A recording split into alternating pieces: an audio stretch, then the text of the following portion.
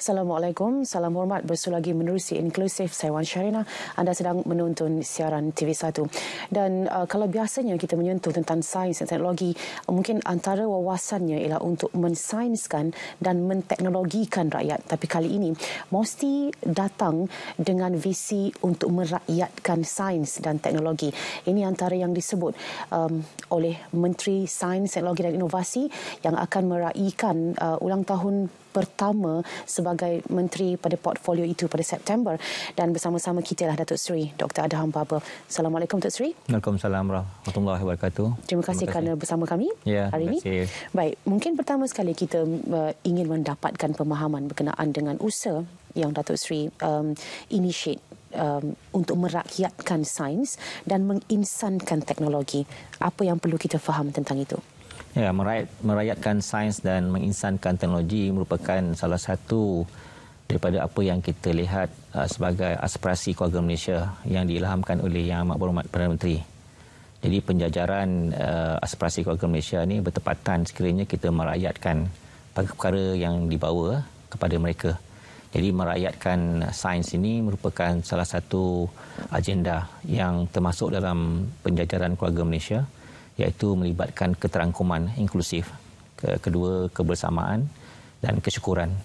Dan dia dipadukkan dengan menginsankan teknologi supaya kita tahu dalam kehidupan seharian kita tidak boleh lari daripada terlibat dalam teknologi. Untuk itu kita mengilhamkan tema merakyatkan sains dan menginsankan teknologi dalam kehidupan. Dan ia mestilah balik kepada rakyat. Untuk itu, kita sebenarnya ingin memacu apa yang telah termaktub dalam Dasar Sains Teknologi Inovasi Negara 2021-2030, di mana pada peringkat akhir nanti kita akan menjadi high-tech nation pada 2030. Jadi dengan ada Dasar Sains Teknologi Inovasi ini yang digabungkan dengan beberapa dasar daripada kementerian-kementerian lain supaya dia dilihat sebagai pemacu kepada peningkatan ekonomi. Dan untuk menjalankan dasar ini, dia perlu ada enabler, perlu ada pemacu ataupun pendaya upaya. Dan pendaya upaya ini kita laksanakan melalui konsep My STIE 1010, iaitu My Sains, Teknologi, Inovasi dan Ekonomi 1010. Yang mana 10 yang kita sebut di atas tu ialah economic driver ataupun pemacu ekonomi, dan 10 itu merupakan teknologi driver. Dan teknologi yang disebut sebagai teknologi driver itu antaranya ialah seperti teknologi sensor, teknologi blockchain, teknologi sistem AI yang termaju, sistem advanced material, dan juga berkaitan dengan penciptaan 3D, 4D. Dan yang terkini tentu rakyat ingin tahu ialah 5G. Ya, jadi inilah antara perkara yang disebut sebagai pembudidaya. Walaupun kita melihat balik kepada Dasar Sains Teknologi Inovasi yang mana ada 6 trust, ada 20 strategi dan 40 inisiatif. Trust yang pertama merupakan trust di mana kita kena bangunkan ekosistem. Ekosistem sains, teknologi, inovasi supaya rakyat memahami perkara tersebut. Dan ini perlu disebarluaskan seberapa banyak yang boleh. Dan kita mengadakan beberapa penyelesaian bersama rakyat lah berkenaan dengan apa yang telah kita sebutkan. Dan melalui trust pertama, iaitu pembangunan ekosistem, kita perlu bangunkan beberapa plan hala tuju. Dan plan hala tuju yang perlu kita laksanakan sama ada telah berada dalam kehidupan kita seharian ataupun yang baru.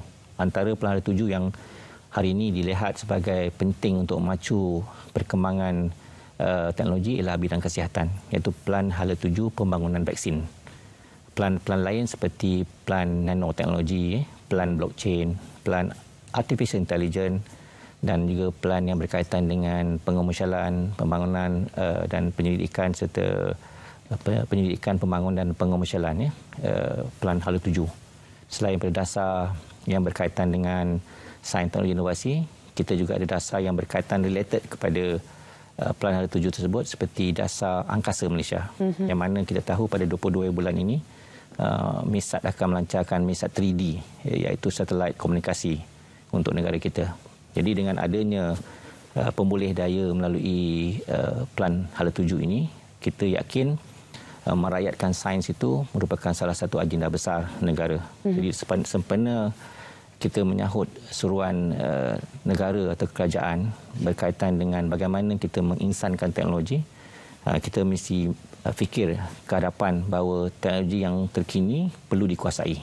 Dan penguasaan ilmu berkaitan teknologi ini penting kerana kita rujuk kepada ekonomi terbaru. Kita lihat kepada perkembangan sihat beberapa tokoh-tokoh teknologi yang sangat terkenal seperti Bill Gates yang mengasaskan Microsoft, teknologi Microsoft, seperti Steve Jobs yang mengasaskan Apple, dan Jack Ma sendiri mengasaskan aplikasi e-commerce, dan juga Mark Zuckerberg yang mengasaskan teknologi yang berkaitan dengan internet. Dan juga yang terkini Elon Musk, teknologi berkaitan dengan satelit dan juga angkasa. Jadi kalau kita mau melihat menginsankan teknologi, ia perlu dekat dengan rakyat. Dan rakyat perlu menguasai teknologi untuk memastikan bahawa bukan sahaja kita dapat mendekatkan sains dengan rakyat, tetapi pembangunan ekonomi tersebut dapat kita laksana sebaik mungkin dalam agenda atau tema menginsankan teknologi ini. Datuk Seri menyebut satu kerangka yang saya kira sangat besar dan sangat luas, dan tentu saja cabaran untuk mencapai apa yang disasarkan menerusi wawasan ini, menerusi hala tuju ini juga besar, datang bersama-sama dengan impian kita. Dan kalau kita menyentuh nama-nama seperti Bill Gates sebagainya, Microsoft itu sendiri pun sudah hampir separuh abad usianya. Tapi di tempat kita, adakah kita sudah punya sesuatu yang kita boleh banggakan seperti mana mereka berbangga dengan Microsoft mereka? Sedangkan wawasan sains teknologi ini pun sudah cukup lama di negara kita. Ya, kita sebut penggunaan dengan perkara yang sama ada dia teknologi disruptif ataupun teknologi yang konstruktif. Kebanyakan teknologi merupakan teknologi disruptif. Jadi kita mengadakan beberapa program, inisiatif yang kita boleh bawa seperti program My Hackathon. My Hackathon ini ialah jalan penyelesaian bagaimana teknologi yang sebelum ini kita dapati bersama dengan kita boleh ditambah baik. Dengan adanya jalan penyelesaian My Hackathon, innovator ataupun pencipta dapat mengemukakan cetusan idea, dibawa kepada pitching ataupun kepada bagaimana mereka boleh menyelesaikan masalah, dan ada dana yang kita keluarkan untuk mereka perbaiki teknologi disruptif. Kedua ialah inisiatif membawa PKS ke Dubai Expo yang telah pun kita berjaya laksanakan bermula pada Oktober tahun 2021 hinggalah Mac tahun 2022, di mana 400 PKS berlandaskan teknologi inovasi dipamerkan di Dubai Expo 2020. Dan ini membawa kepada bagaimana kita bukan saja mempamerkan kehebatan cetusan inovasi dan teknologi kita, tetapi kita juga dapat mengambil usaha sama dengan pihak yang disebutkan tadi.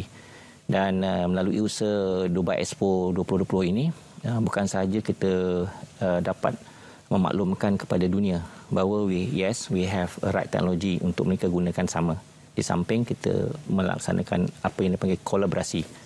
Dunia teknologi sekarang dia perlukan banyak kolaborasi, transfer of teknologi, memberi teknologi dan juga penyertaan mereka di pasaran dunia. Dan kita juga telah melawat satu Akademi Sajarah di UAE masa Expo Dubai 2020. Saya telah melawat Akademi Sajarah di mana mereka membina Makers Lab.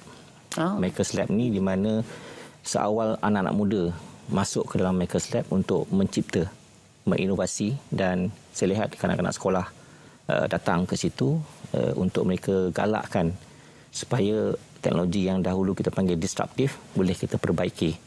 Dan di negara kita, kita juga melalui Meranti sebagai enabler, kita bina Makers Lab kita yang pertama dalam negara dan akan bermula fully operated bulan November tahun 2022 ini. Proses ini telah kita mulakan dengan beberapa produk seperti 3D printer. Dan kita ada produk seperti laser cutting dan juga menyusun semula berkaitan dengan pembangunan drone. Jadi antara teknologi terkini yang perlu kita hubung kaitkan dengan apa yang saya kita sebut, teknologi ini selalu akan berubah, evolusi kepada teknologi baru. Okay. Dan difahamkan kita juga telah ada Yayasan Inovasi sejak sekian lama di bawah MOSTI yang juga fungsinya untuk melahirkan lebih ramai inovator dalam kalangan kita. Kalau saya tidak silap, tahun lepas Datuk Seri menyebut tahun ini disasarkan untuk Yayasan Inovasi mungkin melahirkan lebih 1,000 inovator perintis untuk 2022. Bagaimana dengan mungkin perkembangan Yayasan Inovasi sendiri dan juga apa yang telah pun kita dapat sebagai outcome daripada visi yang telah sekian lama ini? Ya, benar. Dalam kita merangka pembangunan teknologi, kita perlu lihat bagaimana kita boleh mengaruskan perdana sains teknologi di peringkat akar umbi. Sebab tu kita libatkan Yayasan Inovasi Malaysia. Yayasan Inovasi Malaysia ini mempunyai tumpuan kepada pembangunan inovasi tempatan di lokal, peringkat lokal, peringkat tempatan. Kita mahu merakyatkan sains. Jadi kita buka apa yang dipanggil ruang reka di beberapa negeri, antaranya Negeri Terengganu, Negeri Sembilan dan Johor sendiri. Kita berhajat untuk membuka lebih banyak ruang reka ini, dipanggil ruang reka Sains Teknologi Inovasi Ekonomi STIE, di mana penduduk tempatan akan ada akses kepada sains dan teknologi lebih dekat. Dan di situlah selama ini apabila mereka mempunyai penciptaan yang tidak pernah dikaitkan dengan sains. Contoh, mereka ada teknologi herba tempatan. Okey. Ya, mungkin di peringkat penduduk yang dikatakan sebagai penduduk orang asli. Mereka ada pokok yang dipanggil lemuju. Boleh dikaitkan dengan pembangunan kandis untuk dikaitkan dengan rawatan penyakit batuk. Jadi kita boleh kaitkan sains tu di akar umbi dengan sains dan teknologi di ruang reka tersebut. Melalui ruang reka ini, YIMS akan menggunakan dana yang membantu mereka. Kalau mereka berjaya mengemukakan proof of concept dalam pembangunan inovasi mereka, kita boleh mengeluarkan sehingga RM300,000 untuk membangunkan produk-produk. Dan produk ini boleh kita jadikan sebagai asas kepada pembesaran teknologi ke arah pengomersialan. Inilah cara kita mendekatkan sains dengan peringkat akar umbi dengan membangunkan ruang reka STIE di beberapa kawasan. Dan seperti mana kita berhajat, kita ingin membuka lebih banyak ruang reka STIE di beberapa negeri lain dalam masa yang terdekat, dan insyaAllah kita dapat mencari pencetus idea, pencipta di peringkat akar umbi, terutama sekali menyelesaikan masalah mereka yang berada di bawah B40 dan juga mereka yang berada di akar umbi sendiri. Tak kiralah mereka pelajar ke pakcik-makcik ke ataupun mereka yang ada pengalaman dalam sains, tetapi tak dapat akses kepada macam mana kita boleh naikkan nilai sesuatu produk tersebut. Mungkin ini yang boleh kita samakan sebagai melentur buluh daya rebung. Rebung itu di peringkat akar umbi. Cuma cabarannya ialah engagement dengan mereka, kerana kadang-kadang kita melentur masa mereka rebung, tapi bila mereka dah jadi buluh, kita biarkan mereka pergi melulu ke mana-mana dan setengah-setengahnya hilang terus dari radar, kerana kita jarang mendengar inovator-inovator Malaysia mencipta sesuatu yang membanggakan di peringkat antarabangsa dan kemudiannya dikomersialkan dengan jayanya. Adakah kementerian berdepan dengan cabaran juga pada peringkat pengkomersialan ini dan dengan kerjasama mungkin institusi swasta yang sepatutnya boleh membantu? Ya, kita selalu melihat bagaimana kita cuba menghalang Valley of Death. Dalam satu inovasi tersebut ada peringkat permulaan. Level teknologi mana yang mereka perlu diketengahkan. Dan sebelum mereka pergi ke pengomersialan, mereka akan sedaya upaya untuk dibangunkan supaya kos-kos untuk mereka didanakan ataupun kos-kos untuk pendidikan atau bimbingan terhadap penambahbaikan inovasi mereka itu dapat dikomersialkan. Jadi usaha kita tidak terhenti di peringkat kerajaan saja, tetapi kita kerjasama collaboratively dengan researcher. Kita ada program nama RISE, RISE, iaitu Researcher Industry Scientific Exchange, di mana kerajaan berhajat supaya dulu kalau melihat kepada fundamental research, hari ini kita kena banyakkan berkaitan dengan experimental research. Dan experimental research ni tentu sekali melibatkan researcher. Researcher ini datang daripada pusat pendidikan tinggi, daripada agensi yang sedia ada dan juga mereka yang dalam industri swasta. Dan bila kita telah kaitkan mereka ini, collaborative effort mesti ada.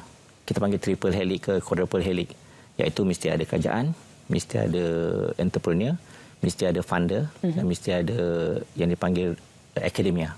Jadi bila collaboratively berlaku perkara ini, maka kita dapat bangunkan cetusan inovasi tersebut ke arah apa yang kita hajatkan, iaitu boleh dikomersialkan dan digunakan. Jadi matching of apa yang diperlukan sekarang dengan apa yang perlu diberi keutamaan sangat penting. Jadi mesti merancang supaya kita ada program-program yang dikaitkan dengan bagaimana produk ini akhirnya demand ada.